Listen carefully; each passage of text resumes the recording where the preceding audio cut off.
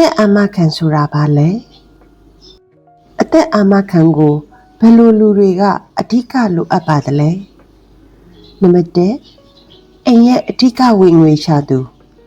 မိခိုသူများသူနံပါတ်2အမွေကိုတိကျရှင်းလင်းစွာပေးခဲ့ခြင်းသူနံပါတ်3မိမိဝင်ငွေမရှာနိုင်တော့သည့်အချိန်မှာမိမိပိုင်ဆိုင်တဲ့လုံလောက်သောငွေနဲ့ငြိမ်းချမ်းစွာနေလိုသူနံပါတ်4အစုဆက်လုပ်ငန်းရှင်များချင်းငွေအများအပြားနဲ့လုပ်ငန်းကိုတိုးချဲ့ထားသူများ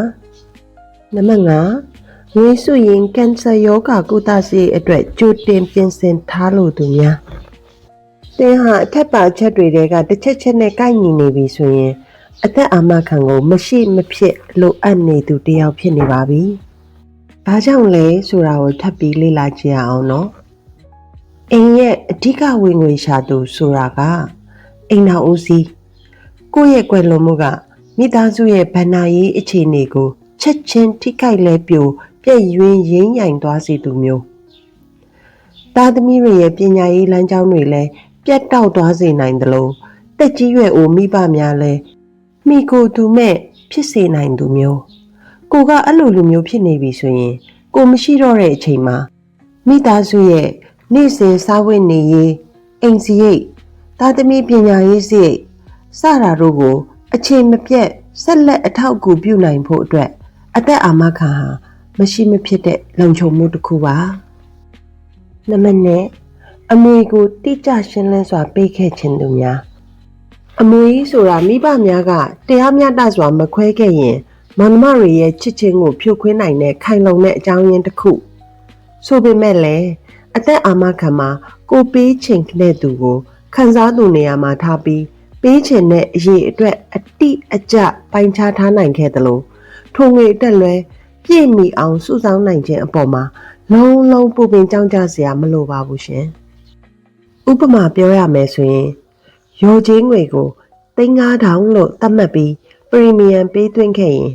ကိုယ့်ရဲ့ပေးသွင်းငွေဟာ3,500မပြည့်တော့ညာအမွေအဖြစ်ဖြင့်3,500အပြည့်အဝရရှိနိုင်ပါတယ်ဒီအချက်ဟာလည်းအသက်အာမခံရဲ့လုံခြုံမှုတစ်ခုပါပဲရှင်နံပါတ်3ဖြစ်တဲ့မိမိဝင်ငွေမရှာနိုင်တော့တဲ့အချိန်မှာမိမိပိုင်ဆိုင်တဲ့လုံလောက်သောငွေနဲ့ငြိမ်းချမ်းစွာနေလို့သူမမျော်လင့်တဲ့အခက်မသိမှုတစ်ခုခုကြောင့်များထာဝရမတန်ဆွမ်းဖြစ်ပြီးဝင်ငွေမရှာနိုင်တော့တဲ့အချိန်မှာစုဆောင်းငွေမပြည့်မီတော့ညာမိမိကြိုတင်ပြင်ဆင်ဆုံးဖြတ်ဝယ်ယူခဲ့တဲ့အသက်အာမခံရောချေးငွေကိုတစ်လုံးတစ်ခဲတည်းပြန်လည်ရရှိနိုင်ပြီးလက်ကျန်ဘဝကိုအပူပင်ကင်းကင်းနဲ့ဖြတ်တန်းနိုင်သူမျိုး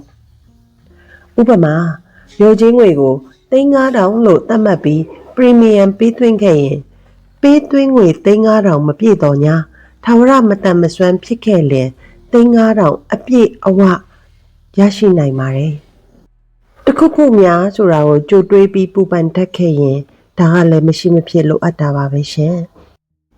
အစုဆက်လုပ်ငန်းလုပ်သူများနဲ့လုပ်ငန်းရှင်ကြီးများလုပ်ငန်းကိုတိုးချဲ့တော့မယ်လုပ်ငန်းကြီးတွေလုပ်တော့မယ်ဆိုရင်လူတိုင်းဘဏ်ကနေချင်းငွေတွေယူကြရပါတယ်ဒါအပြင်ကိုကဘဏ္ဍာရေးဆိုင်ရာတာဝန်ရှိသူတယောက်ဘဏ္ဍာရေးမှုများဖြစ်ခဲ့ရင်ပြန်လည်ပေးဆက်ရမယ့်ငွေကြေးတွေကအမြဲရှိနေတာမို့အကယ်၍များရုတ်တရက်ကွယ်လွန်ခဲ့ရင်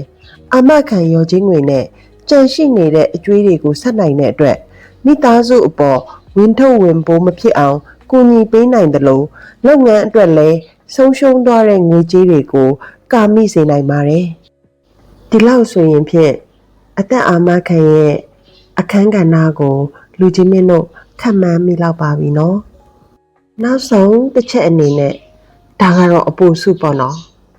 ငွေစုရင်ကင်ဆာရောဂါကုသဆေးအတွက်ကြိုတင်ပြင်ဆင်လိုသူများဆိုတာကတော့အသက်အာမခံကိုအပေါ်ကအချက်၄ချက်တည်းကမြည်သည့်အချက်တစ်ခုအတွက်ပဲဝယ်ခဲ့သည်ဖြစ်တော်ညာကင်ဆာရောဂါဆိုတဲ့ဘယ်သူမှမမျှော်လင့်နဲ့ဘယ်သူမှမဖြစ်ချင်တဲ့အဖြစ်ကလည်းများလွန်းလာတဲ့ဝစ်ကြွေယောဂကြီးတစ်ခုများဖြစ်ခဲ့မယ်ဆိုရင်ရောချေးတတ်မှတ်ငွေရဲ့ရာခိုင်နှုန်းတစ်ခုကိုတစ်လုံးတစ်ခဲတည်းထုတ်ယူပြီး ကြောက်ကြခြင်းကင်းစွာနဲ့ဆေးကုသနိုင်ပါသေးတယ်ရှင်ဒီလောက်ဆိုရင်ပဲမိတ်ဆွေတို့ဟာ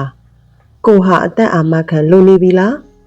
မလိုသေးဘူးလားဆိုတာကိုအခြေခံအချက်လေးတွေနဲ့သုံးသပ်ဖို့လုံလောက်ပါပြီရှင်ပူပန်ကြောက်ကြခင်စွာနဲ့လုံခြုံစွာရှင်သန်နိုင်ဖို့ရည်ရွယ်ပါရဲ့ရှင်ထပ်သိချင်တာလေးတွေရှိရင်လည်း comment မှာရေးခဲ့လို့ရပါတယ်ရှင်